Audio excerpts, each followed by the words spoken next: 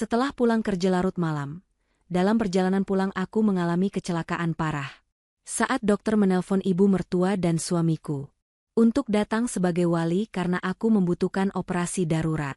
Suami dan ibu mertuaku malah menolak dan berkata, "Kami sibuk tidak punya waktu untuk urusan administrasi tak penting itu." Pagi harinya saat aku sadar setelah operasi, di catatan medis tertulis, "Wali baru." Aku kaget tak menyangka. Karena nama wali yang tertulis itu adalah. Sebelum ceritanya dimulai, silahkan tulis di kolom komentar dari daerah mana saja teman-teman yang menonton cerita ini. Jangan lupa like dan subscribe agar channel ini bisa semakin berkembang dan bisa mempersembahkan cerita yang lebih menarik lagi. Hujan deras mengguyur kota Jakarta malam itu, seolah langit sedang menumpahkan seluruh kesedihannya ke bumi. Di balik kemudi mobil sedan tua yang penyok di beberapa bagian, Kinara menyeka keringat dingin yang mengalir di pelipisnya. Jarum jam di dashboard menunjukkan pukul 11 malam. Tubuhnya terasa remuk redam setelah bekerja lembur selama 12 jam, tanpa henti di perusahaan properti raksasa tempatnya mengabdi. Kakinya gemetar menahan pedal gas, sementara matanya yang perih memaksakan diri menembus tirai air yang menghalangi pandangan. Pikirannya tidak berada di jalan raya yang licin itu, melainkan melayang ke rumah. Ia membayangkan wajah suaminya, Ferry, dan ibu mertuanya, Ibu Sari. Kinara berharap ada sedikit sisa makanan di meja makan, atau setidaknya senyuman hangat yang menyambut kepulangannya, meski hatinya tahu itu hanyalah harapan kosong yang selalu ia pupuk setiap hari. Kinara menghela napas panjang, mencoba mengusir rasa kantuk yang menyerang. Ia teringat pesan singkat Ferry tadi sore yang menyuruhnya membelikan martabak manis keju spesial dari kedai langganan yang antreannya selalu mengular. Meski lelah, Kinara tetap mampir membelinya. Kotak martabak itu kini duduk manis di kursi penumpang sebelah kiri, menyebarkan aroma mentega dan susu yang seharusnya menggugah selera, namun kini justru membuat perut Kinara mual karena masuk angin. Ia melakukan semua ini demi mendapat validasi, demi dianggap istri yang baik oleh Ferry dan menantu yang berbakti oleh Ibu Sari. Selama 3 tahun pernikahan mereka, Kinara adalah tulang punggung keluarga. Ferry selalu beralasan sedang mencari peluang bisnis yang tak kunjung membuahkan hasil, sementara Ibu Sari sibuk mengeluh tentang betapa kecilnya gaji Kinara dibandingkan dengan gaya hidup teman-teman sosialitanya. Tiba-tiba, dari arah berlawanan, sebuah truk pengangkut pasir melaju oleng dengan kecepatan tinggi. Lampu sorot truk itu menyilaukan mata Kinara, membuatnya terkesiap dan membanting setir ke kiri secara refleks. Bunyi klakson yang memekakan telinga bercampur dengan suara decit ban yang bergesekan kasar dengan aspal basah. Dalam hitungan detik yang terasa sangat lambat, truk itu menghantam sisi kanan mobil Kinara dengan kekuatan yang mengerikan. Suara benturan logam yang meremukkan tulang mobil terdengar seperti ledakan bom. Kaca depan pecah berhamburan menjadi ribuan kristal tajam. Dunia Kinara berputar hebat. Tubuhnya terpelanting ke sana kemari sebelum akhirnya tertahan oleh sabuk pengaman yang menjerat dadanya dengan kuat. Rasa sakit yang luar biasa menjalar dari kepala hingga ujung kaki, diikuti oleh kehangatan cairan kental yang mengalir menuruni wajahnya. Gelap perlahan merenggut kesadarannya, menyisakan satu pikiran terakhir tentang martabak yang mungkin sudah hancur tak berbentuk, sama seperti nasibnya malam itu. Di tempat lain, suasana hangat dan nyaman menyelimuti ruang tengah rumah kontrakan Kinara. Televisi layar datar berukuran besar, yang dibeli dengan cicilan kartu kredit atas nama Kinara, menayangkan acara varietas komedi yang sedang populer. Gelak tawa penonton bayaran di televisi bersahutan dengan tawa Ferry dan Ibu Sari. Mereka duduk santai di sofa empuk, dikelilingi bungkus camilan impor dan kulit kacang yang berserakan di lantai. Ferry mengangkat kakinya ke atas meja, menyeruput kopi susu hangat sambil sesekali mengecek ponselnya, bukan untuk menanyakan kabar istrinya, melainkan membalas pesan dari teman-teman nongkrongnya. Ibu Sari, wanita parubaya yang selalu tampil dengan riasan tebal meski hanya di rumah, sedang sibuk memilah baju-baju di toko daring melalui tabletnya. Ponsel Ferry yang tergeletak di meja bergetar panjang, memecah tawa mereka. Layar ponsel itu menyala terang, menampilkan nama kontak istriku dengan foto Kinara yang tersenyum lebar. Ferry melirik sekilas dengan wajah masam, seolah gangguan besar baru saja datang merusak malam santainya. Ia membiarkan panggilan itu berdering sampai mati, lalu kembali menatap layar televisi. Namun, ponsel itu kembali berdering, kali ini lebih mendesak. Dengan decakan kesal, Ferry meraih ponsel itu. Ibu Sari menoleh, wajahnya menunjukkan ketidaksukaan yang sama. Ia berkata bahwa pasti Kinara menelepon untuk memberi alasan kenapa dia pulang terlambat, atau mungkin mobil bututnya mogok lagi, dan minta dijemput. Ibu Sari menyuruh Ferry untuk tidak mengangkatnya supaya Kinara belajar mandiri dan tidak manja. Namun, ketika dering ketiga berbunyi, Ferry akhirnya menggeser tombol hijau dengan kasar dan langsung mengaktifkan mode pengeras suara, berniat memarahi istrinya karena mengganggu waktu istirahat mereka. Belum sempat Ferry mengeluarkan kata-kata pedas. Suara di seberang sana bukanlah suara lembut Kinara, melainkan suara berat seorang pria dengan napas terengah-engah dan latar belakang suara sirene serta teriakan panik. Pria itu memperkenalkan diri sebagai Dr. Gunawan dari unit gawat darurat Rumah Sakit Pusat. Ia berbicara dengan tempo cepat, memberitahukan bahwa Kinara baru saja mengalami kecelakaan lalu lintas yang sangat parah. Dokter itu menjelaskan bahwa Kinara mengalami pendarahan hebat di rongga kepala dan cedera organ dalam yang kritis. Nyawanya berada di ujung tanduk dan operasi darurat harus dilakukan detik itu juga untuk menghentikan pendarahan otak. Ruang tengah itu hening sejenak. Namun, keheningan itu bukan karena syok atau kesedihan, melainkan karena kebingungan yang bercampur dengan rasa enggan. Dr. Gunawan mendesak Ferry untuk segera datang ke rumah sakit guna menandatangani persetujuan operasi dan administrasi rawat inap, karena prosedur rumah sakit mewajibkan kehadiran wali sah untuk tindakan berisiko tinggi. Ferry bertukar pandang dengan Ibu Sari. Sang ibu mertua hanya mendengus pelan, lalu kembali memalingkan wajahnya ke layar televisi yang masih menampilkan adegan lucu. Dengan nada dingin dan tanpa empati sedikitpun, Ibu Sari berbisik kepada anaknya bahwa rumah sakit swasta itu hanya ingin memeras uang mereka dengan mendramatisir keadaan. Ia yakin Kinara hanya lecet sedikit dan dokter itu melebih-lebihkan supaya mereka panik dan mengeluarkan biaya besar. Terhasut oleh ucapan ibunya dan rasa malas yang mendominasi dirinya, Ferry mendekatkan mulutnya ke ponsel. Wajahnya datar, tanpa guratan kekhawatiran sedikitpun. Ia berkata kepada dokter itu dengan nada yang sangat santai, seolah sedang menolak tawaran kartu kredit dari telemarketer. Ferry mengatakan bahwa dia sedang sibuk dan tidak bisa pergi ke rumah sakit malam-malam begini, hanya karena urusan sepele. Dokter di seberang sana terdengar marah dan tidak percaya. Ia kembali menegaskan bahwa ini adalah masalah hidup dan mati. Pasien bisa meninggal kapan saja jika tidak segera dibedah. Mendengar desakan itu, Ferry justru merasa terganggu. Ia mengeluarkan kalimat yang akan mengubah takdir hidup mereka selamanya. Ia berkata kalau Kinara mati, beritahu saja mereka. Mereka sibuk dan tidak punya waktu untuk urusan administrasi tak penting itu. Setelah mengucapkan kalimat terkutuk itu, Ferry memutus sambungan telepon sepihak, lalu melempar ponselnya kembali ke meja. Di ujung telepon, Dr. Gunawan terpaku memegang gagang telepon yang kini hanya memperdengarkan nada sambung putus. Wajahnya merah pada menahan amarah yang meledak di dada. Ia telah bekerja belasan tahun di ruang gawat darurat, menghadapi berbagai macam tragedi, namun belum pernah ia mendengar kekejaman sedingin ini dari seorang suami. Para perawat yang berdiri di sekelilingnya, yang turut mendengar percakapan itu lewat pengeras suara telepon rumah sakit, menutup mulut mereka dengan tangan, mata mereka berkaca-kaca karena kasihan pada wanita muda yang terbaring tak berdaya di brankar penuh darah itu. Kinara sendirian, berjuang meregang nyawa, sementara orang yang seharusnya melindunginya justru membuangnya seperti sampah. Dr. Gunawan menatap tubuh Kinara yang mulai kejang. Monitor detak jantung berbunyi nyaring, menandakan kondisi pasien semakin kritis. Ia bimbang. Tanpa tanda tangan wali, melakukan operasi besar sangat berisiko bagi karirnya jika terjadi malpraktik atau kegagalan, namun hati nuraninya sebagai dokter tidak membiarkannya diam. Saat kepanikan melanda ruang IGD, seorang pria jangkung berjas hitam rapi yang sejak tadi berdiri di sudut ruangan memperhatikan segalanya, melangkah maju. Pria itu baru saja selesai mengurus administrasi untuk salah satu karyawannya yang keracunan makanan, dan secara tidak sengaja mendengar seluruh percakapan mengerikan itu. Wajahnya tampan namun dingin, dengan rahang tegas yang menyiratkan kekuasaan. Ia mendekati meja perawat, menatap Dr. Gunawan dengan sorot mata tajam yang mengintimidasi namun memberikan rasa aman. Pria itu mengeluarkan sebuah kartu nama berwarna hitam dengan tinta emas dan meletakkannya di atas meja administrasi. Ia memerintahkan dokter untuk segera melakukan operasi terbaik, menggunakan dokter spesialis terbaik, dan memakai fasilitas kamar VVIP untuk pasien bernama Kinara tersebut. Dr. Gunawan mengambil kartu nama itu. Matanya membelalak kaget saat membaca nama yang tertera di sana. Itu adalah nama yang sangat berpengaruh di dunia bisnis, pemilik dari grup perusahaan properti tempat Kinara bekerja.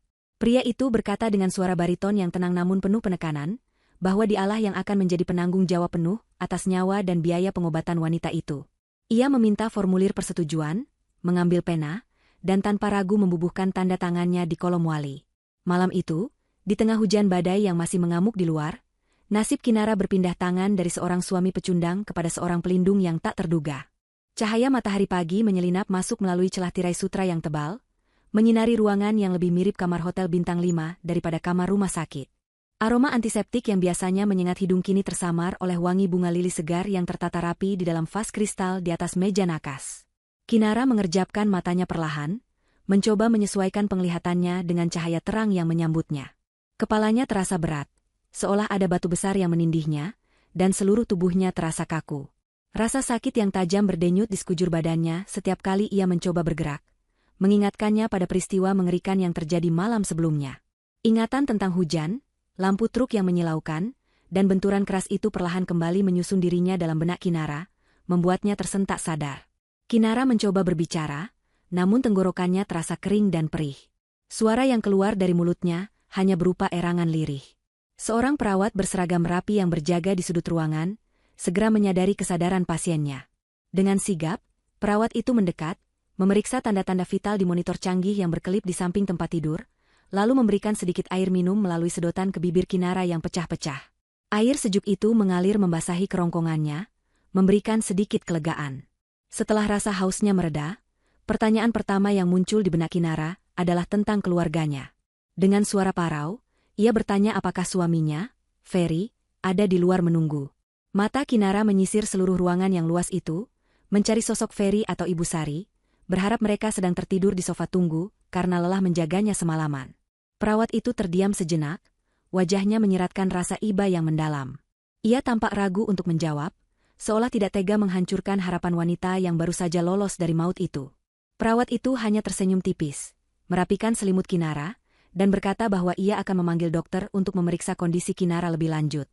Jawaban mengambang itu membuat hati Kinara mencelos. Firasat buruk mulai merayapi perasaannya. Ia tahu betul tabiat suaminya.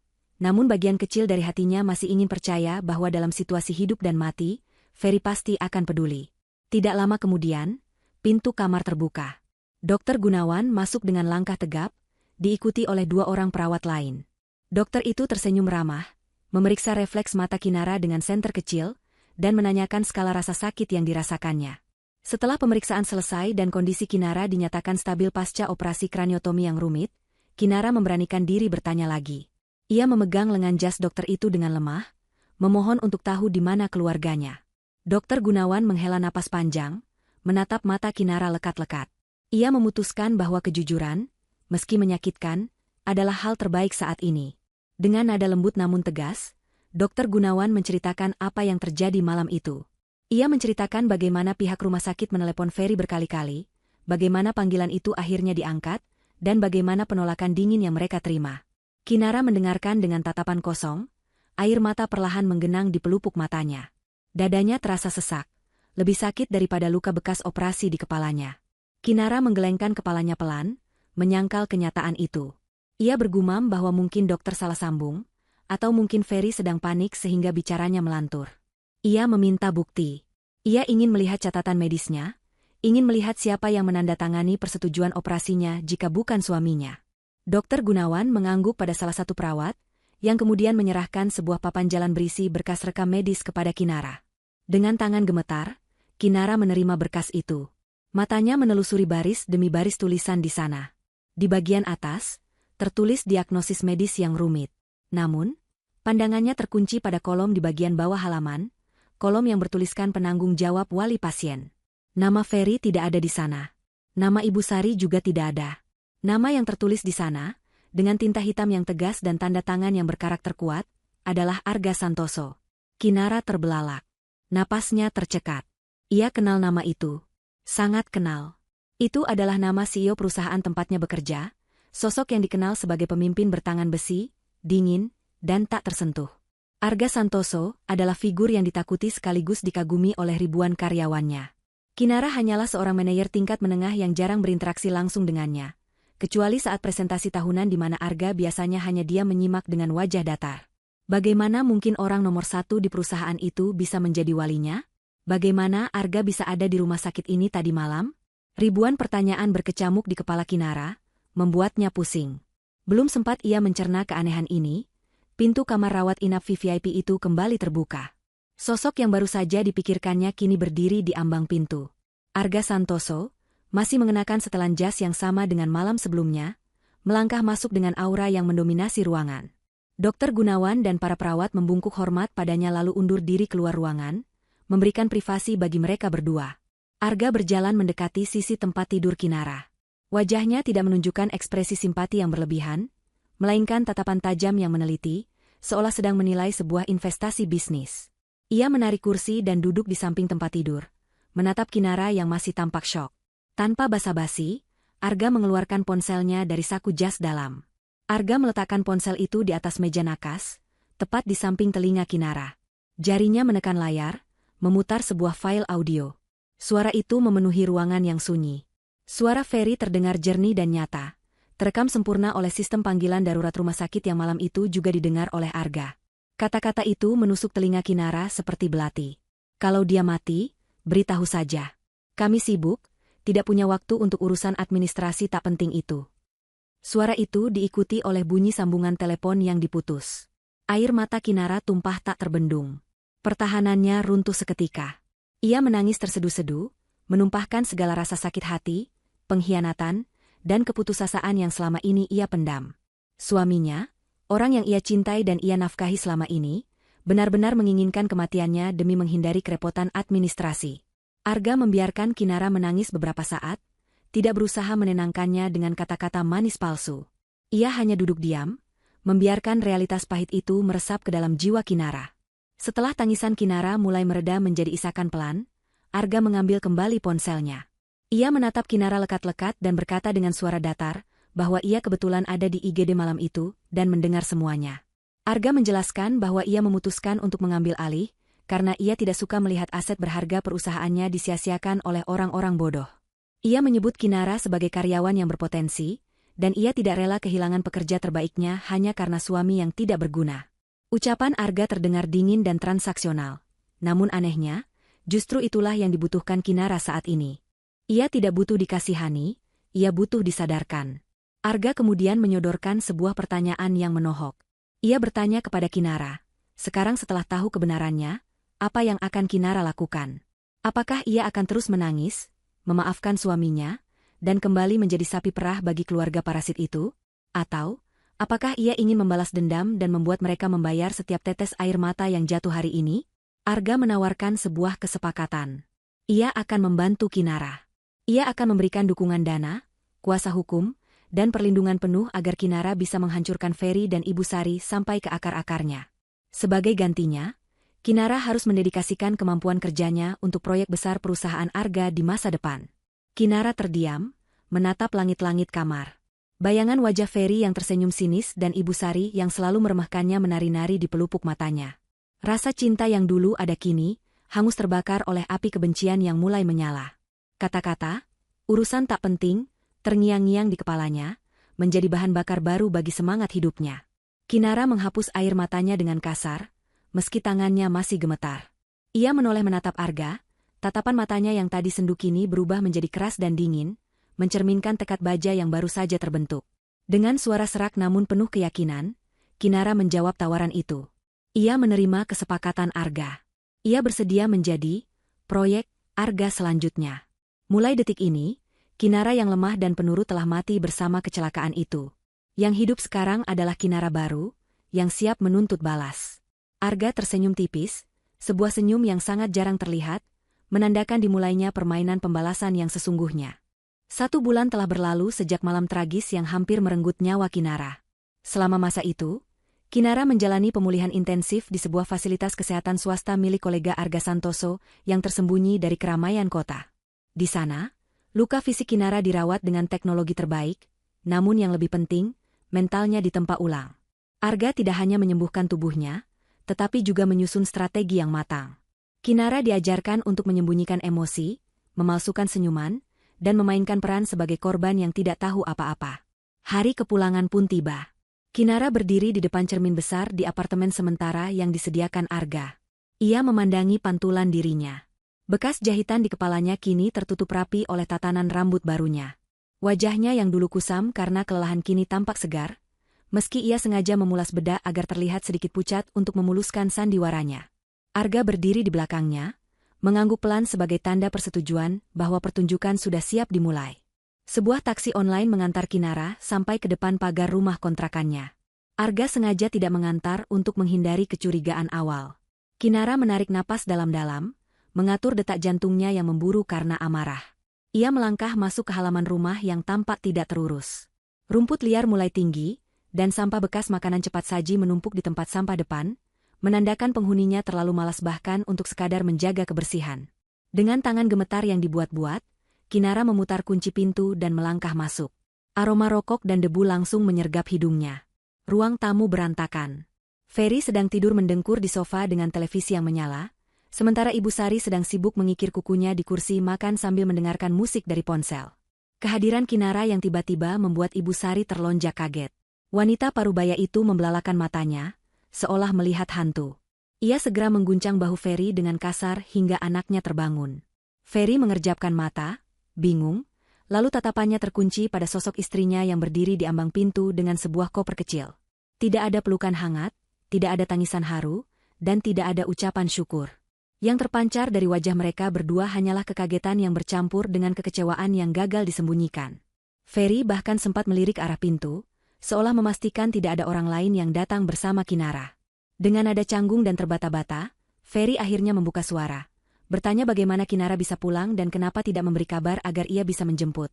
Sebuah basa-basi busuk yang membuat perut Kinara mual. Kinara memasang wajah sendu dan berjalan pelan mendekati mereka, berpura-pura kakinya masih pincang. Ia duduk di kursi kayu yang keras, lalu mulai bercerita dengan suara lirih yang telah dilatihnya. Ia berkata bahwa seorang dermawan menolongnya di rumah sakit, menanggung biaya awal karena kasihan melihatnya sendirian, dan sekarang ia sudah diperbolehkan rawat jalan. Mendengar kata, sendirian, Ibu Sari langsung memotong pembicaraan dengan nada defensif. Ia berdalih bahwa malam itu Ferry sedang sakit parah, demam tinggi hingga tidak bisa bangun, dan mereka kehilangan ponsel sehingga tidak tahu cara menghubungi rumah sakit. Kebohongan itu meluncur begitu licin dari lidah Ibu Sari, tanpa rasa bersalah sedikitpun. Ferry mengangguk cepat, mendukung dusta ibunya dengan wajah memelas yang dibuat-buat. Namun, drama kemanusiaan itu tidak berlangsung lama. Belum sempat Kinara meletakkan tasnya ke dalam kamar, Ferry sudah mengubah topik pembicaraan ke hal yang baginya jauh lebih penting. Matanya berkilat tamak saat ia bertanya tentang asuransi kecelakaan dan nasib mobil mereka. Ferry berkata bahwa mobil itu hancur total menurut berita, jadi pasti uang penggantian dari asuransi sangat besar. Ibu Sari pun ikut menimpali, mendesak Kinara untuk segera mengurus pencairan dana Jasara Harja dan asuransi kantornya. Bagi mereka, kepulangan Kinara yang selamat hanyalah sebuah jalan untuk mendapatkan uang tunai segar. Mereka tidak peduli pada rasa sakit yang Kinara rasakan, mereka hanya peduli pada angka 0 di rekening bank. Kinara menunduk, menyembunyikan senyum sinis yang hampir tersungging di bibirnya. Inilah saatnya melempar umpan pertama. Dengan nada polos, Kinara berkata bahwa ia sudah mengurus semuanya dengan pihak asuransi dan kantor. Ia menyebutkan sebuah angka nominal yang fantastis, jauh lebih besar dari gaji Ferry selama 5 tahun jika ia bekerja. Mata Ferry dan Ibu Sari langsung terbelalak lebar, air liur keserakahan seolah menetes dari sudut bibir mereka. Suasana yang tadinya tegang berubah menjadi cair seketika. Ibu Sari mendadak menjadi ramah, memijat bahu Kinara dan memuji menantunya sebagai wanita yang kuat dan hebat. Ferry langsung membayangkan motor sport baru yang sudah lama ia idamkan.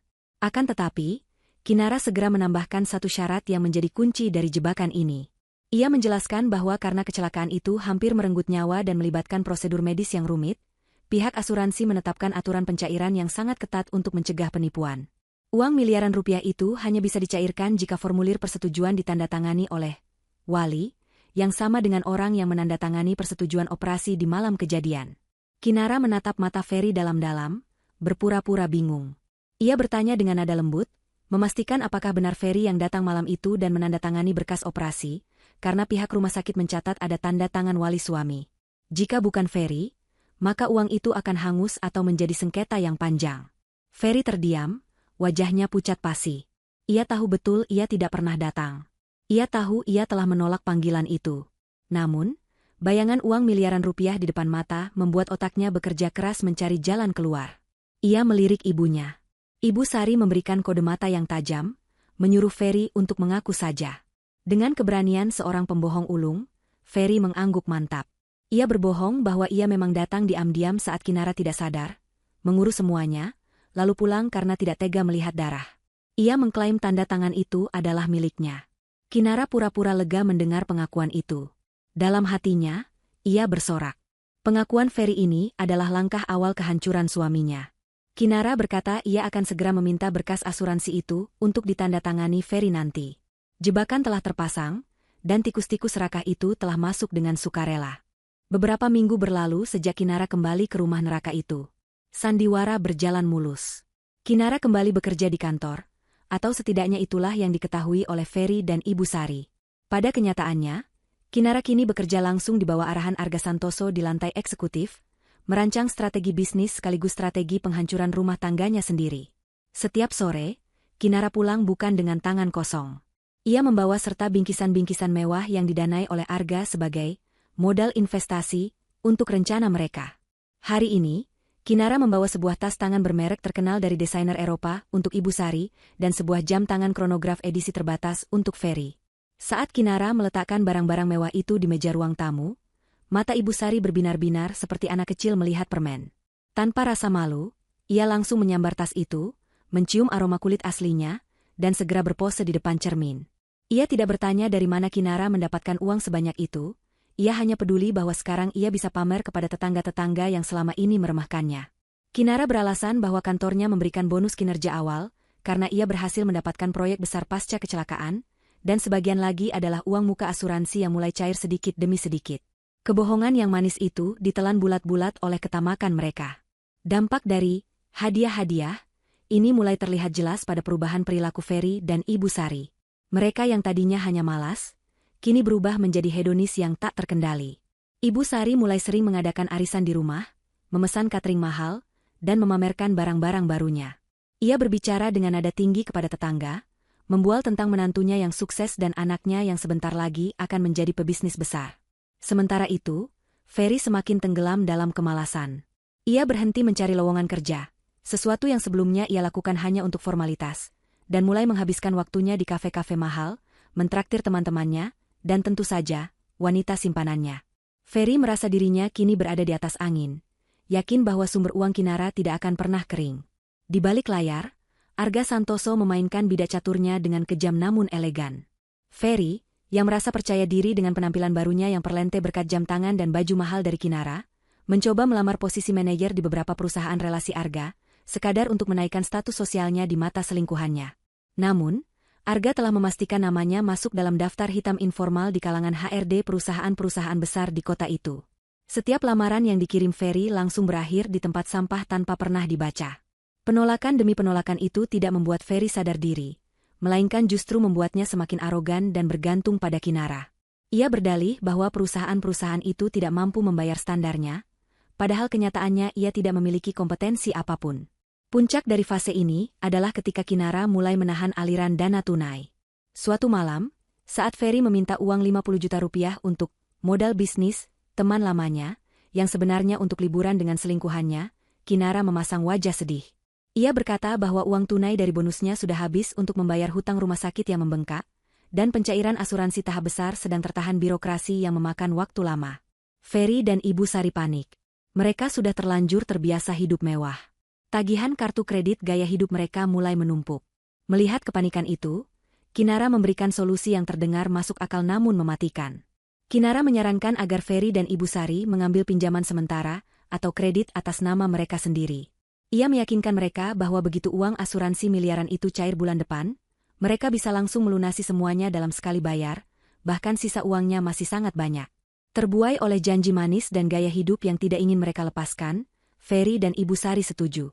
Mereka mulai mengajukan aplikasi kartu kredit baru, mengambil pinjaman online, bahkan Ibu Sari berani meminjam uang pada rentenir pasar dengan bunga mencekik, menjaminkan barang-barang mewah pemberian Kinara. Mereka menandatangani semua berkas hutang itu dengan penuh percaya diri, yakin bahwa Kinara akan membereskan semuanya nanti. Tanpa mereka sadari, Kinara mendokumentasikan setiap lembar tagihan yang datang ke rumah. Ia memotret surat-surat peringatan hutang yang mulai berdatangan atas nama Ferry dan Ibu Sari. Di kantor, Arga tersenyum puas melihat laporan keuangan rumah tangga Ferry yang kini merah total. Ferry dan ibunya sedang menggali lubang kubur mereka sendiri, menumpuk hutang atas nama pribadi demi mempertahankan gengsi, sementara aset yang mereka harapkan, uang asuransi Kinara, sebenarnya tidak pernah ada untuk mereka. Uang asuransi itu memang ada, tetapi sudah masuk rekening pribadi Kinara yang baru, yang sama sekali tidak bisa disentuh oleh hukum pernikahan karena statusnya sebagai harta bawaan pasca pisah harta yang diam-diam diurus oleh pengacara Arga dengan memanipulasi tanggal dokumen yang ditandatangani Ferry tanpa sadar di antara tumpukan berkas lain.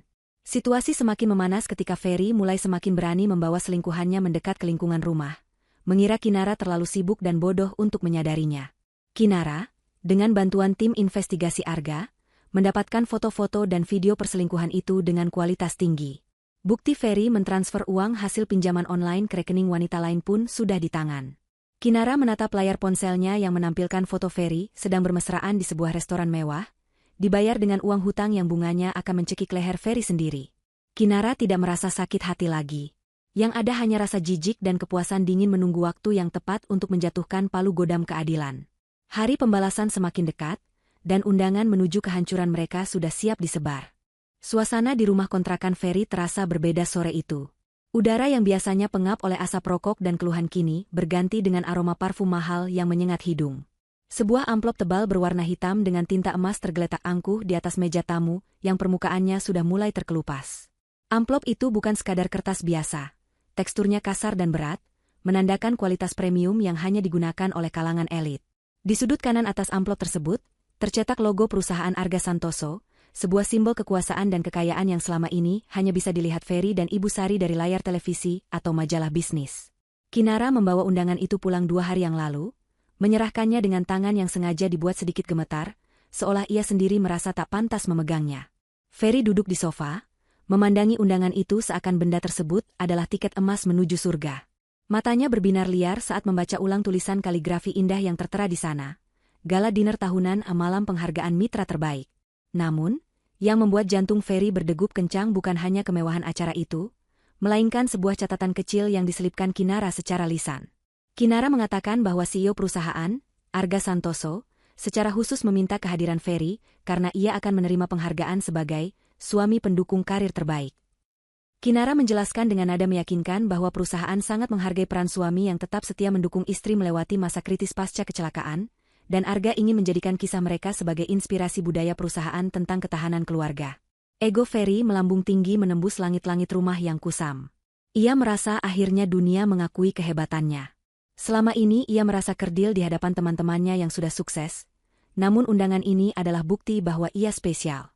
Ibu Sari, yang duduk di sampingnya sambil memoles kuteks merah darah, tak kalah antusias. Baginya, undangan ini adalah panggung untuk memamerkan diri. Ia sudah membayangkan tatapan iri dari tetangga-tetangganya saat melihat mobil jemputan mewah datang menjemput mereka. Ibu Sari mulai meracau tentang baju apa yang harus ia kenakan, perhiasan apa yang harus melingkar di lehernya, dan bagaimana ia harus bersikap anggun layaknya nyonya besar. Ia lupa bahwa dompet mereka kosong, dan tagihan-tagihan menumpuk di laci meja. Demi menjaga gengsi di acara bergengsi tersebut, Ferry dan Ibu Sari melakukan keputusan yang nekat namun fatal. Karena uang tunai dari Kinara sedang macet, dengan alasan birokrasi asuransi, mereka kembali mendatangi rentenir. Kali ini rentenir kelas kakap yang biasa meminjamkan uang dalam jumlah besar dengan jaminan aset bergerak. Ferry nekat menggadaikan BPKB Motorsport yang baru saja ia kredit, yang sebenarnya belum lunas, dan Ibu Sari menyerahkan sisa perhiasan emas lamanya yang tersisa. Mereka mendapatkan uang tunai puluhan juta rupiah dalam sekejap. Tanpa berpikir panjang tentang bunga yang mencekik di bulan depan, mereka langsung menghamburkan uang itu dalam 1 hari.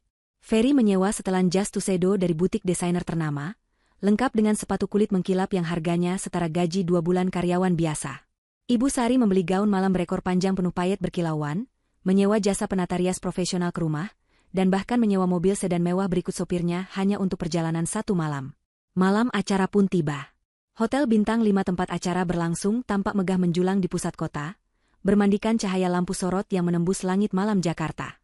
Mobil sewaan Ferry berhenti tepat di depan lobi utama yang berlantaikan marmer Italia. Seorang petugas valet berseragam rapi membukakan pintu dengan hormat. Ferry turun dengan dagu terangkat tinggi, merapikan jas mahalnya, lalu mengulurkan tangan membantu ibunya keluar. Ibu Sari melangkah keluar dengan senyum yang dipaksakan agar terlihat elegan, matanya menyapu sekeliling, menilai penampilan tamu lain. Mereka berjalan masuk melewati pintu kaca otomatis, mengabaikan sapaan ramah resepsionis karena merasa derajat mereka kini lebih tinggi. Di mata mereka, malam ini adalah penobatan mereka sebagai bangsawan baru. Mereka tidak menyadari tatapan-tatapan aneh dari beberapa staf hotel yang mengenakan ARPC. Para staf itu sebenarnya telah diinstruksikan untuk memantau pergerakan Ferry dan Ibu Sari, memastikan target utama malam itu masuk ke dalam perangkap tanpa hambatan. Kinara sudah menunggu di depan pintu ballroom. Penampilan Kinara malam itu sangat berbeda. Ia mengenakan gaun sutra berwarna biru gelap yang sederhana namun memancarkan aura misterius dan berkelas. Tidak ada perhiasan mencolok di tubuhnya, hanya sepasang anting mutiara kecil. Wajahnya tenang, namun matanya menyimpan badai. Saat melihat suami dan ibu mertuanya datang dengan dandanan yang berlebihan, Ibu Sari terlihat seperti pohon Natal yang terlalu banyak hiasan. Kinara hanya tersenyum tipis.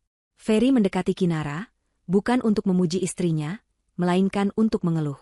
Ia berbisik kasar bahwa sopir sewaan tadi kurang ajar karena mengerem mendadak, dan ia mengancam akan memecat sopir itu, padahal ia hanya penyewa harian. Sikap arogansi Ferry semakin menjadi-jadi saat mereka masuk ke dalam ballroom.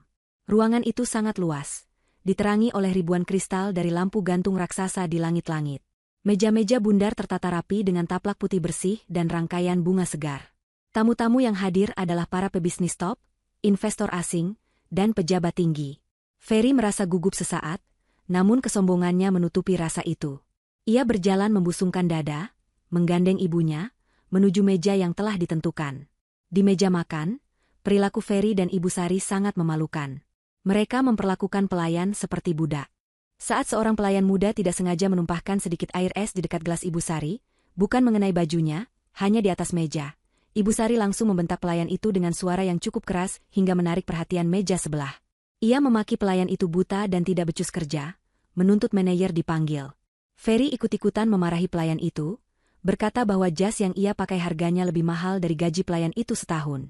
Orang-orang di sekitar mereka mulai berbisik-bisik, menatap dengan pandangan jijik. Namun, Ferry dan Ibu Sari mengartikan tatapan itu sebagai tatapan kagum dan iri. Mereka tidak sadar bahwa mereka sedang menjadi tontonan badut di tengah kumpulan singa. Kinara duduk diam di samping mereka, tidak berusaha menenangkan atau menegur. Ia membiarkan mereka mempermalukan diri sendiri. Ia membiarkan karakter asli mereka keluar sebebas-bebasnya di hadapan publik. Sesekali, mata Kinara bertemu pandang dengan Arga Santoso yang duduk di meja VIP paling depan. Arga mengangkat gelas anggurnya sedikit ke arah Kinara, sebuah isyarat tersembunyi bahwa pertunjukan utama akan segera dimulai. MC acara, seorang presenter terkenal, naik ke atas panggung. Suara musik orkestra mereda. Lampu ruangan perlahan meredup, menyisakan satu sorotan lampu ke arah podium. Jantung Ferry berdegup kencang.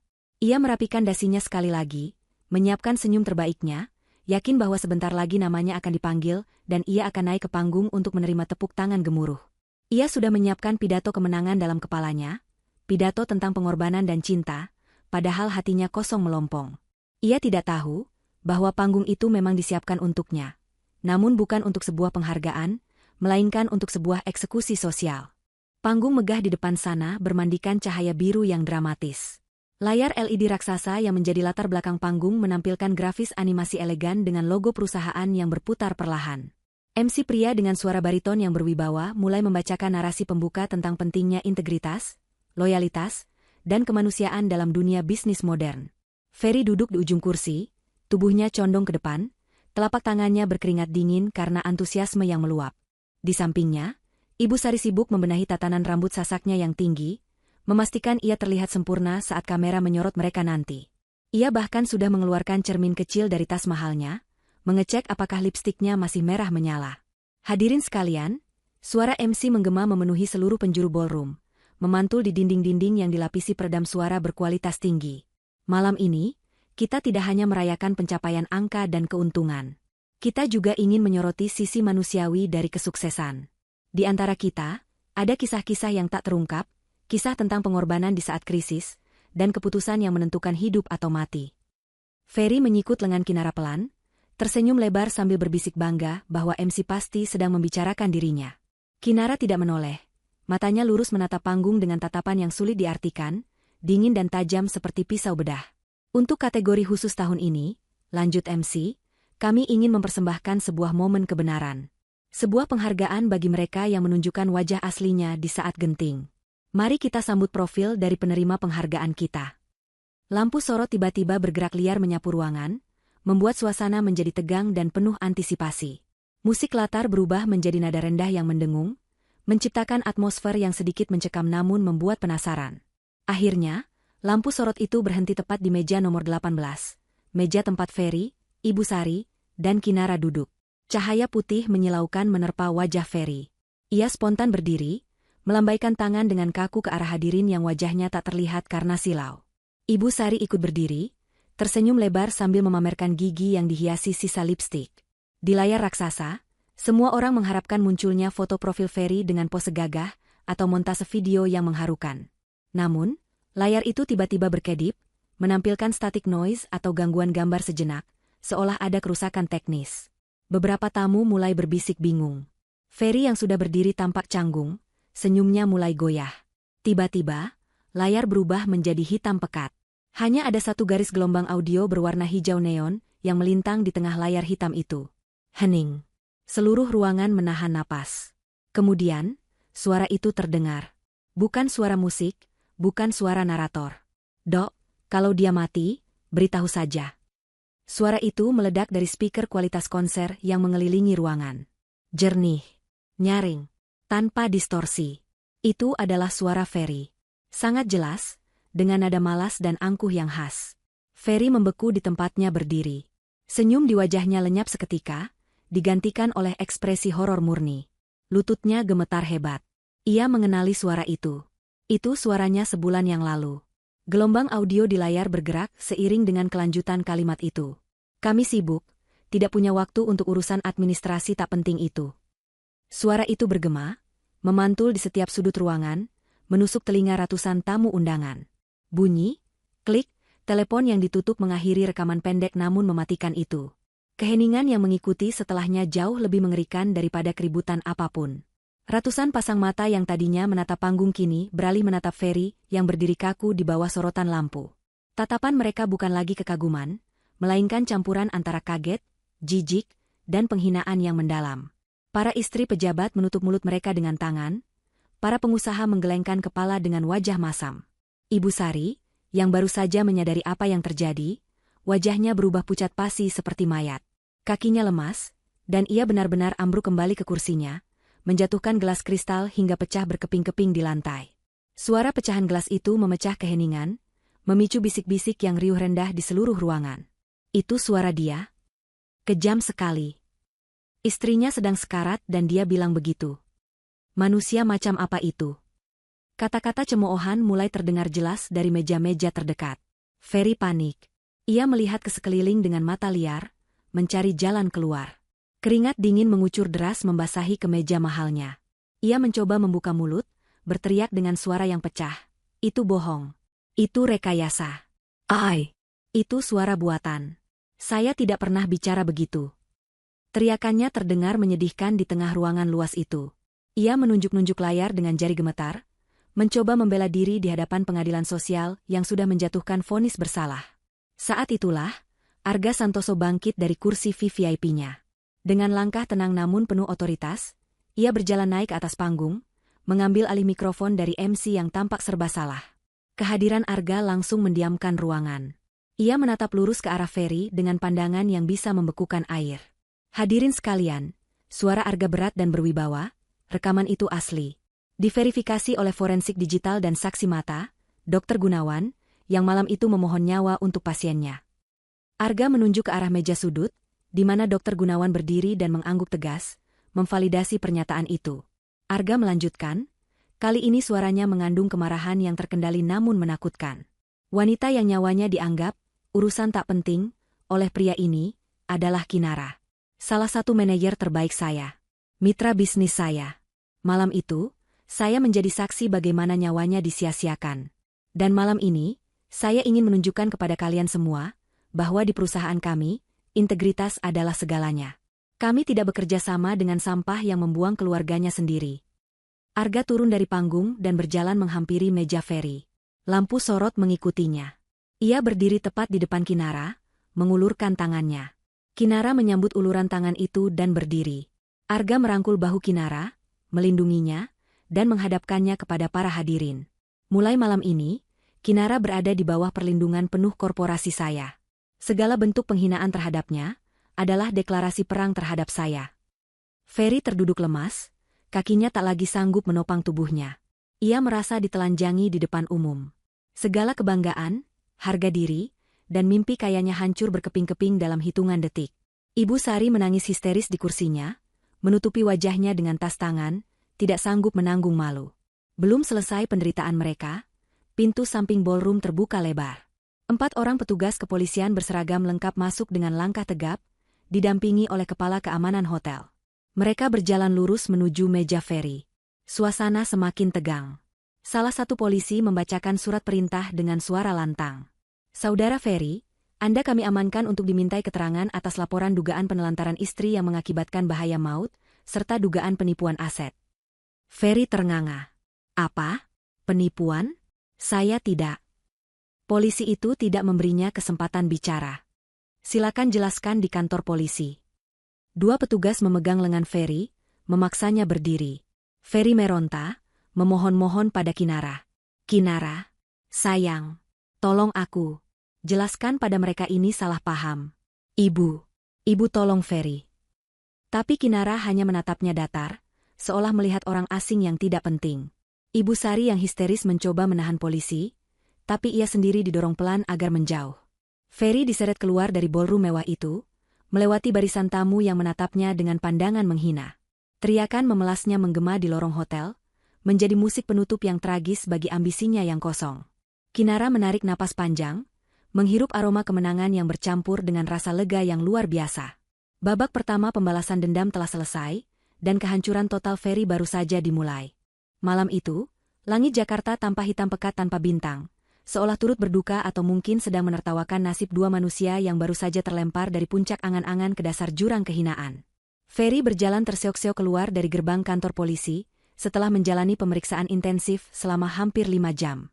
Wajahnya yang tadi sore begitu berseri-seri penuh kesombongan, kini tampak kusam, berminyak, dan dipenuhi guratan kelelahan yang amat sangat. Rambutnya yang ditata rapi dengan pomade mahal kini acak-acakan, mencuat kesana kemari seperti orang gila. Jas sewaannya yang seharga jutaan rupiah itu kini kusut masai, bahkan ada noda kopi di bagian kerahnya akibat tangannya yang gemetar saat diperiksa penyidik.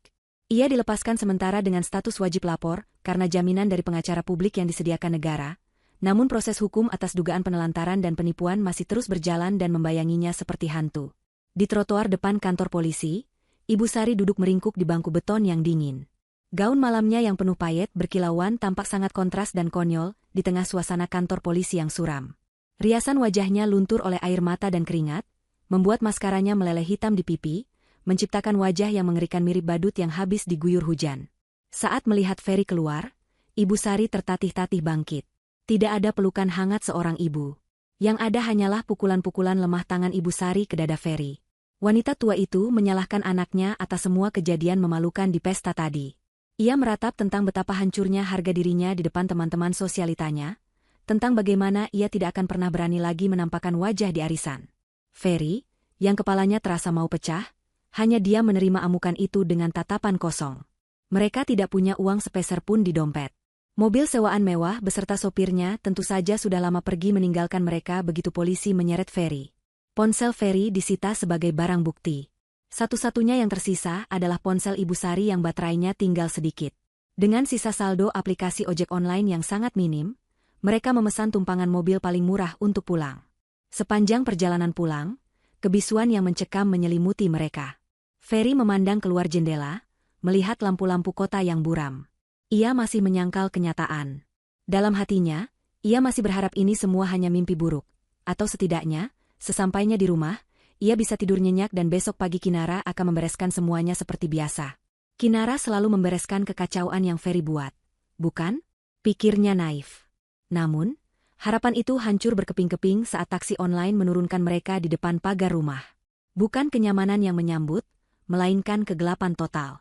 Rumah itu gelap gulita, tidak ada satupun lampu yang menyala.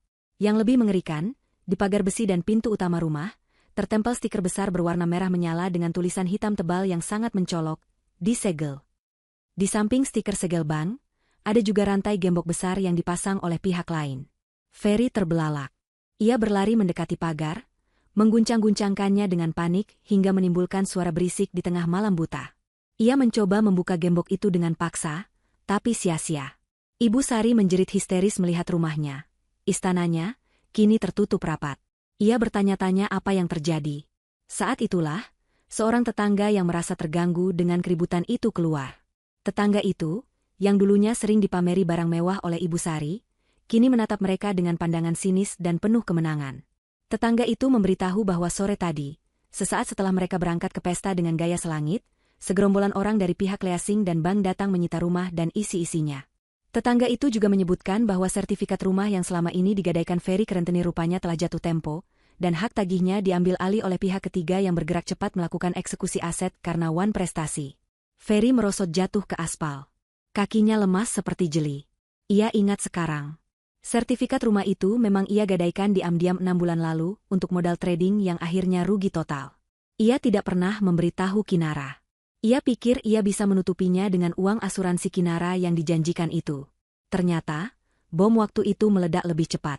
Kinara, atau lebih tepatnya Arga, pasti tahu tentang ini dan sengaja membiarkan eksekusi terjadi tepat di malam pesta untuk memaksimalkan penderitaan mereka. Sekarang, mereka tidak punya tempat berteduh. Baju-baju mewah mereka, perhiasan palsu, bahkan kasur empuk mereka, semuanya terkunci di dalam rumah yang kini bukan lagi milik mereka. Bencana belum berhenti di situ. Ferry teringat pada kekasih gelapnya, Siska. Wanita itu memegang kartu ATM sekunder Ferry, yang berisi sisa uang pinjaman online terakhir. Dengan tangan gemetar, Ferry meminjam ponsel ibunya untuk menelepon Siska. Nada sambung terdengar beberapa kali, lalu diangkat.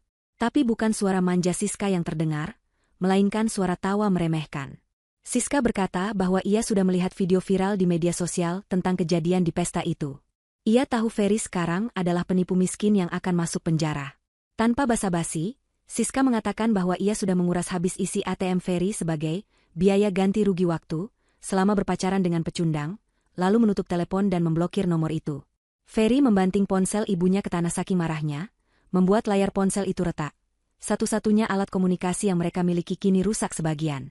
Di tengah keputusasaan itu, Ibu Sari tiba-tiba memegang dada kirinya. Wajahnya yang pucat berubah menjadi biru. Napasnya tersengal-sengal, pendek dan cepat. Stres yang bertubi-tubi, mulai dari dipermalukan di pesta hingga kehilangan rumah, memicu serangan jantung ringan pada wanita tua itu. Ibu Sari ambruk ke pelukan Ferry, mengerang kesakitan. Ferry panik luar biasa. Rasa marahnya berganti menjadi ketakutan murni. Ia berteriak minta tolong, tapi para tetangga yang selama ini disakiti hatinya oleh mulut pedas Ibu Sari, memilih menutup pintu dan mematikan lampu teras, enggan terlibat urusan keluarga yang sudah terkenal bermasalah itu. Dengan sisa tenaga, Ferry memapah ibunya berjalan kaki menuju jalan raya, berharap ada taksi yang lewat. Hujan mulai turun rintik-rintik, seolah alam semesta ingin mengulang adegan bab 1, namun kali ini posisinya berbalik. Ferry basah kuyup, air matanya bercampur dengan air hujan. Akhirnya, sebuah bajai berhenti karena kasihan. Ferry membawa ibunya ke unit gawat darurat rumah sakit terdekat, rumah sakit yang sama tempat Kinara dulu dirawat, namun tentu saja bukan kelas VIP. Sesampainya di meja administrasi IGD, Ferry berteriak memanggil dokter. Persis seperti dokter yang dulu meneleponnya. Seorang perawat jaga memeriksa kondisi Ibu Sari sekilas, dan mengatakan ini butuh penanganan segera. Namun, saat bagian administrasi meminta kartu identitas dan jaminan pembayaran, Ferry terdiam kaku. Dompetnya kosong. Kartu kreditnya pasti sudah diblokir. Ia tidak punya uang tunai. Ia memohon agar ibunya dirawat dulu, ia berjanji akan membayar nanti. Tapi petugas administrasi itu menatap data di komputer. Nama Ferry dan Ibu Sari sudah masuk dalam daftar hitam pasien bermasalah karena data asuransi mereka tidak valid, akibat manipulasi data yang mereka lakukan sebelumnya untuk gaya hidup. "Maaf, Pak," ucap petugas itu dengan nada datar tanpa emosi, sebuah nada yang sangat familiar di telinga Ferry. Sesuai prosedur, untuk pasien tanpa asuransi dan rekam jejak kredit buruk, harus ada deposit tunai di muka sebelum tindakan rawat inap bisa dilakukan. Atau Bapak harus mencari wali lain yang bisa menjamin.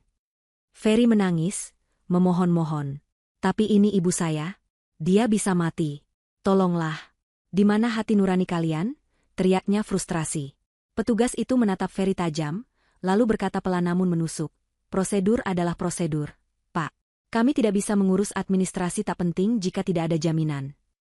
Kata-kata itu, kalimat itu adalah kalimat Ferry sendiri. Karma telah datang dengan cara yang paling puitis dan menyakitkan.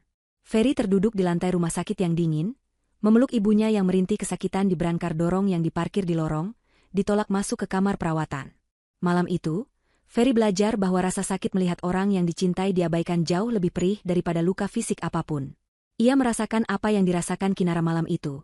Tapi bedanya, tidak ada wali baru, kaya raya yang akan datang menyelamatkan mereka. 3 hari telah berlalu sejak malam pengusiran itu. 3 hari yang terasa seperti 3 tahun bagi Ferry dan Ibu Sari. Mereka kini hidup menggelandang, berpindah-pindah dari satu umparan toko ke masjid, lalu diusir lagi oleh petugas keamanan. Pakaian mewah bekas pesta yang mereka kenakan sudah kotor, bau, dan kusut, membuat mereka terlihat seperti orang gila yang terobsesi pada masa lalu. Ibu Sari berhasil bertahan hidup dari serangan jantungnya hanya berkat obat generik murah yang dibelikan Ferry dari hasil menjual jam tangan mewahnya, yang ternyata barang palsu kualitas super, sehingga hanya laku dijual seharga nasi bungkus. Ya, Kinara bahkan telah merencanakan detail itu, memberikan barang palsu untuk memberi harapan palsu. Perut mereka melilit perih karena kelaparan. Rasa lapar itu bukan sekadar keinginan makan, tapi rasa sakit fisik yang menggerogoti lambung. Ferry mencoba melamar pekerjaan apa saja. Ia mendatangi pabrik, toko kelontong, bahkan tempat pencucian mobil. Namun, di era digital ini, berita menyebar lebih cepat dari virus. Begitu calon majikan melihat wajahnya, atau mengetik namanya di mesin pencari, video audio di pesta itu langsung muncul di baris paling atas. Judul-judul berita clickbait seperti suami durhaka telantarkan istri sekarat, atau pria kejam pesta pora saat istri kritis, menghiasi internet. Tidak ada satupun orang yang mau mempekerjakan monster seperti dia.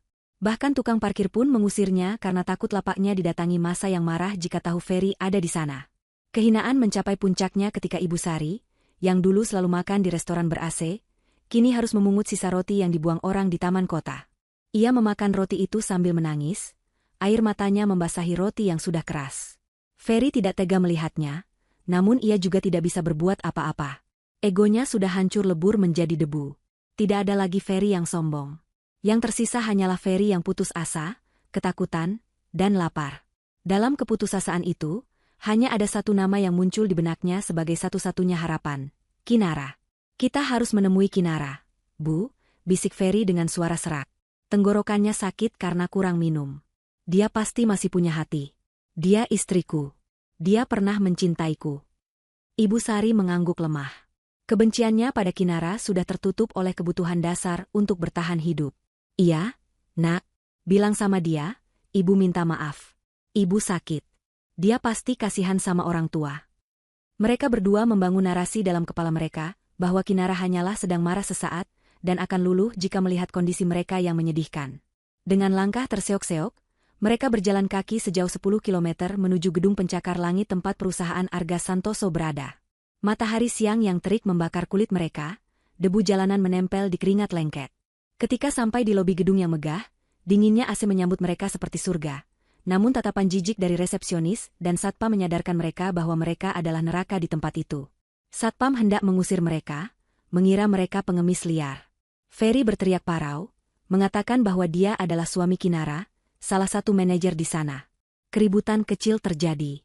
Tiba-tiba, dari arah lift eksekutif, Kinara muncul. Ia tampak bersinar, sangat kontras dengan Ferry. Kinara mengenakan setelan blazer kerja berwarna krem yang pas di tubuh, rambutnya diikat rapi, wajahnya segar dan berwibawa. Ia berjalan dengan langkah pasti, diiringi oleh 2 asisten yang membawa berkas. Kinara memberi isyarat tangan kepada satpam untuk membiarkan mereka mendekat. Ferry dan Ibu Sari melihat Kinara seperti melihat malaikat penyelamat. Tanpa mempedulikan pandangan puluhan karyawan lain yang lalu lalang di lobi, Ferry berlari kecil dan langsung menjatuhkan dirinya di kaki Kinara. Ia bersujud, mencium sepatu hak tinggi Kinara yang bersih mengkilap. Kinara, sayang, maafkan aku, raung Ferry, air mata dan ingus bercampur di wajahnya yang kotor. Aku salah. Aku hilaf. Lihat kami, Nara. Kami menderita. Ibu sakit. Kami tidak makan. Tolong kami. Ampuni kami. Aku janji akan berubah. Aku akan jadi suami yang baik. Tolong beri kami kesempatan kedua. Ibu Sari pun ikut bersimpuh, memegang ujung celana Kinara dengan tangan gemetar. Nara, ibu minta maaf. Ibu sudah tua, jangan biarkan ibu mati di jalanan. Kamu menantu yang baik kan? Ratapnya dengan suara memelas yang dibuat sedramatis mungkin. Suasana lobi menjadi hening. Semua orang menonton drama nyata itu. Kinara menatap ke bawah, Melihat dua manusia yang dulu menginjak-injak harga dirinya kini berguling di lantai seperti cacing kepanasan. Tidak ada rasa iba di hati Kinara, yang ada hanya rasa tuntas. Ia sudah menunggu momen ini. Namun, Kinara tidak menendang mereka. Ia justru tersenyum, senyum yang sangat manis namun tidak mencapai matanya. Bangunlah, Mas. Bu, ucap Kinara lembut. Ferry mengangkat wajahnya, secercah harapan muncul di matanya. Ia mengira Kinara luluh. Ia bangkit berdiri, membantu ibunya. Kamu memaafkan kami? Kamu mau menerima kami kembali? Tanya Ferry penuh harap. Aku tahu kamu masih mencintaiku. Kinara tidak menjawab. Ia memberi kode pada salah satu asistennya. Asisten itu menyerahkan sebuah amplop coklat tebal kepada Kinara. Kinara kemudian menyerahkan amplop itu ke tangan Ferry. Ini untuk kalian, kata Kinara tenang. Tangan Ferry gemetar menerima amplop itu. Otaknya langsung berpikir itu berisi uang tunai. Mungkin pesangon perpisahan? Atau uang untuk sewa rumah? Ferry buru-buru merobek amplop itu, tidak sabar melihat lembaran merah di dalamnya. Ibu Sari menjulurkan leher, matanya berbinar rakus. Namun, saat isinya ditarik keluar, bukan uang yang mereka temukan. Melainkan tumpukan kertas dengan kop surat rumah sakit mewah dan firma hukum. Ferry membacanya dengan bingung. Matanya membelalak saat melihat angka-angka yang tertera di sana. Ini apa? Gagap Ferry. Kinara melipat tangannya di dada, wajahnya berubah dingin sedingin es kutub. Itu adalah tagihan, Mas. Tagihan biaya operasi kraniotomi, biaya rawat inap VVIP selama 1 bulan, biaya obat-obatan impor, dan biaya terapi pemulihan pasca kecelakaan. Totalnya 570 juta rupiah. Ferry hampir pingsan melihat angka itu. Tetapi, bukannya Pak Arga yang bayar? Dia walinya kan? Kinara tersenyum miring. Pak Arga memang menalangi dulu. Tapi secara hukum, karena saat kejadian kita masih sah suami istri, dan kamu adalah kepala keluarga yang wajib menafkahi dan menanggung biaya kesehatan istri, maka semua biaya itu dialihkan menjadi hutang pribadimu kepada perusahaan. Pak Arga sudah melakukan cesye atau pengalihan piutang. Jadi sekarang, kamu berhutang 0,5 miliar lebih kepada perusahaan ini. Kinara melangkah maju 1 langkah, menatap tepat ke manik mata Ferry yang gemetar ketakutan. Kau bilang padaku dulu, jangan repot-repot dengan urusan administrasi, kan? Nah, sekarang aku kembalikan urusan administrasi itu padamu. Kau punya waktu 1 minggu untuk melunasinya. Jika tidak, tim pengacara kami akan memproses penyitaan aset apapun yang kau punya di masa depan, bahkan sampai kau mati. Tapi aku tidak punya apa-apa lagi, Nara. Kami miskin, jerit Ferry histeris. Itu bukan urusanku, jawab Kinara datar, mengulangi kalimat suaminya dulu. Kalau kalian mati kelaparan, beritahu saja. Aku sibuk, tidak punya waktu untuk mengurus mantan keluarga yang tidak penting. Dengan kalimat pamungkas itu, Kinara membalikan badan dan berjalan pergi meninggalkan mereka. Satpam segera menyeret Ferry dan Ibu Sari keluar dari gedung dengan kasar. Ferry berteriak-teriak memanggil nama Kinara, tapi pintu kaca otomatis itu tertutup rapat, memisahkan dunia mereka selamanya. Di luar, di trotoar yang panas, Ferry menggenggam kertas tagihan itu, menyadari bahwa hidupnya bukan hanya hancur, tapi sudah tamat. Ia tidak hanya miskin, tapi kini terjerat hutang raksasa yang tidak akan pernah bisa ia bayar seumur hidupnya. Dan yang paling menyakitkan adalah kesadaran bahwa semua ini adalah buah dari satu kalimat bodoh yang ia ucapkan di malam hujan itu. Pagi itu, suasana di pengadilan negeri terasa lebih mencekam dari biasanya. Langit di luar gedung pengadilan berwarna abu-abu, menurunkan gerimis halus yang seolah membasuh debu dosa dari dinding-dinding gedung pencari keadilan tersebut. Ruang sidang utama dipenuhi oleh pengunjung, mulai dari wartawan yang haus berita sensasional, hingga masyarakat umum yang penasaran dengan akhir kisah viral tentang suami yang menelantarkan istrinya demi menghindari urusan administrasi. Di kursi terdakwa, Ferry duduk menunduk dengan mengenakan rompi tahanan berwarna oranye mencolok. Wajahnya tirus, matanya cekung dengan lingkaran hitam yang lebar, dan rambutnya yang dulu selalu rapi kini dipotong cepak asal-asalan. Tidak ada lagi sisa-sisa kesombongan yang dulu ia pamerkan. Di sampingnya, duduk pengacara publik yang ditunjuk negara, seorang pria muda yang tampak lelah dan kurang bersemangat, karena tahu kasus ini hampir mustahil untuk dimenangkan. Di barisan kursi pengunjung paling depan, Ibu Sari duduk dengan gelisah. Ia mengenakan kebaya lusuh yang sudah pudar warnanya, satu-satunya baju layak yang tersisa di tas pakaiannya. Wajahnya yang keriput tanpa riasan tampak jauh lebih tua dari usianya yang sebenarnya. Matanya liar menatap sekeliling, penuh dengan kemarahan yang tertahan dan ketakutan akan masa depan. Di sisi meja yang lain, duduk Kinara. Penampilannya tenang dan elegan dalam balutan blazer hitam formal. Di sampingnya, tim pengacara elit yang disewa oleh perusahaan Arga Santoso sedang menyusun berkas-berkas bukti dengan rapi. Aura kemenangan sudah terpancar dari meja penggugat bahkan sebelum sidang dimulai. Arga Santoso sendiri duduk di barisan belakang ruang sidang, mengawasi jalannya persidangan dengan tatapan tajam, memastikan investasi keadilannya berjalan sempurna.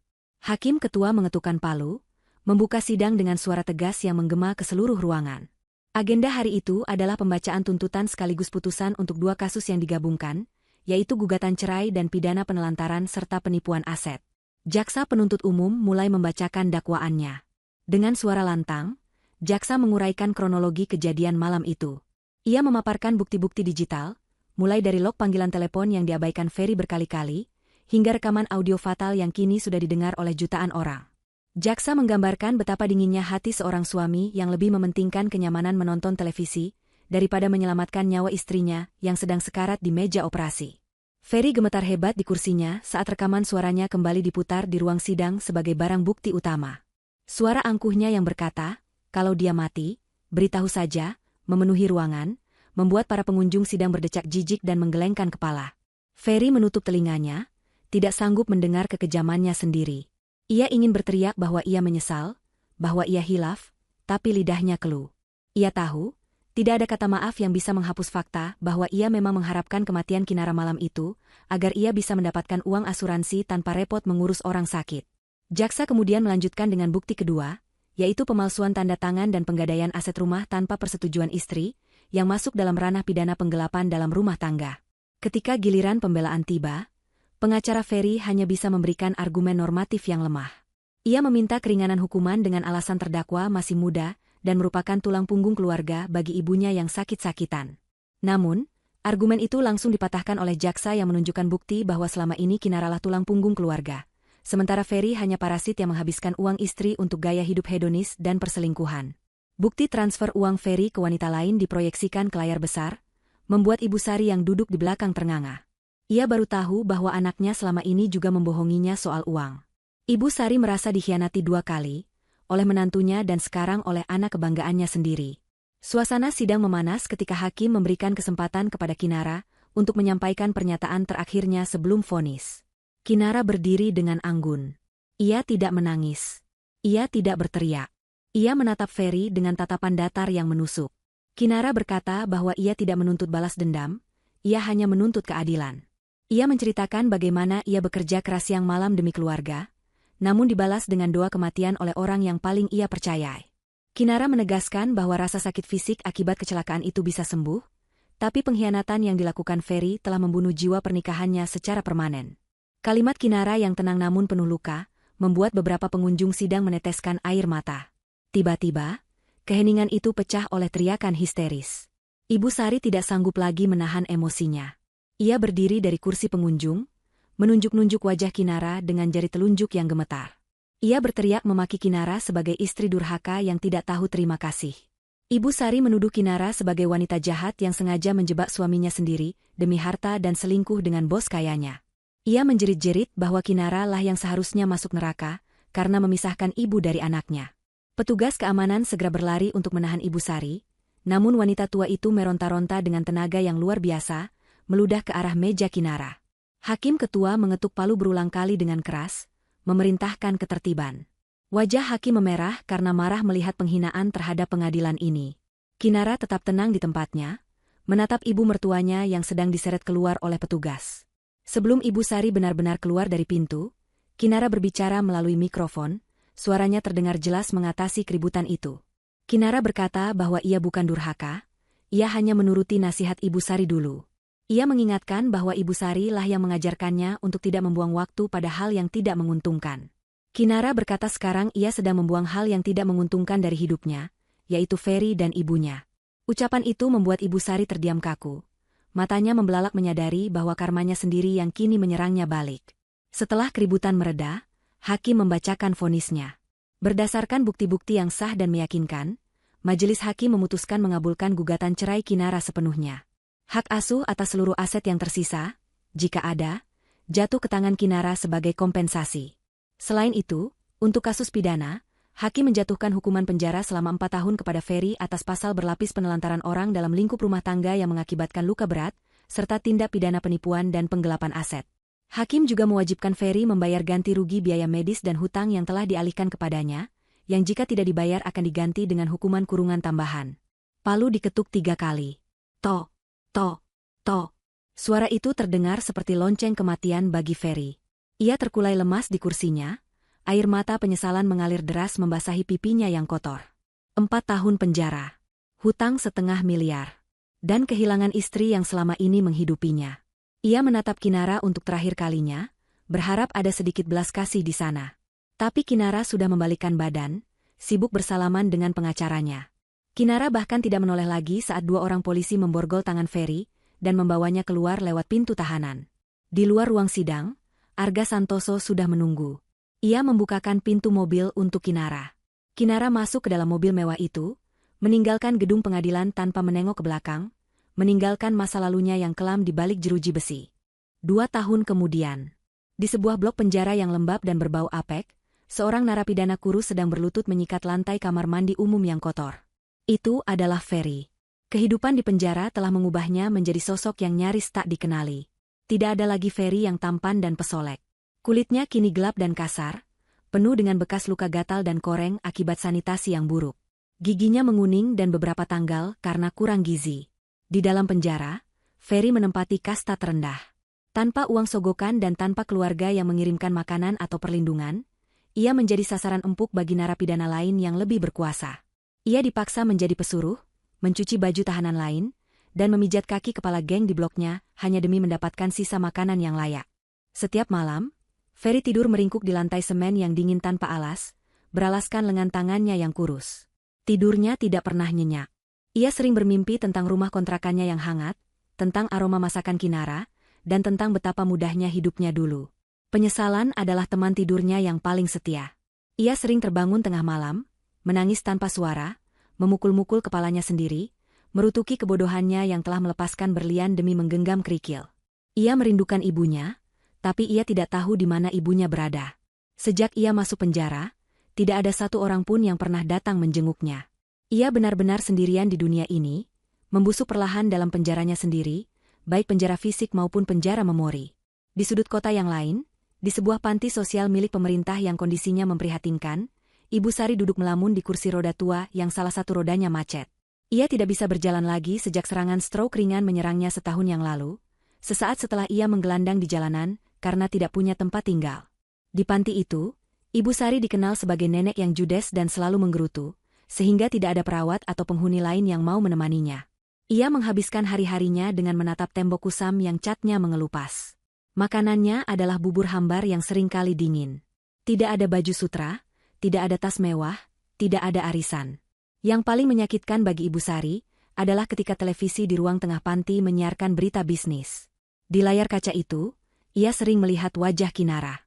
Menantunya yang dulu ia hina dan ia rendahkan, kini sering muncul sebagai pembicara di seminar-seminar kewirausahaan atau mendampingi Arga Santoso dalam peluncuran proyek properti raksasa. Kinara terlihat begitu cantik, cerdas, dan berwibawa. Setiap melihat itu, hati Ibu Sari seperti disayat sembilu. Ia ingin berteriak pada semua orang bahwa itu adalah menantunya, tapi tidak ada yang percaya. Orang-orang di panti hanya menganggapnya nenek tua yang halusinasi. Ibu Sari menangis dalam diam, air matanya menetes ke pangkuannya yang sepi, menyadari bahwa ia telah membuang keberuntungan terbesar dalam hidupnya. Ia akan menghabiskan sisa hidupnya di tempat bau ini, menunggu kematian datang menjemput dalam kesepian yang abadi. Sementara itu, di sebuah gedung pencakar langit di pusat kawasan bisnis segitiga emas Jakarta, Kinara sedang berdiri di dekat jendela kaca besar ruang kerjanya yang berada di lantai 40. Ia memandang hamparan kota Jakarta dari ketinggian. Ia kini menjabat sebagai direktur operasional di salah satu anak perusahaan Arga. Karirnya melesat bukan karena belas kasihan, tapi karena kemampuan dan ketangguhannya yang teruji.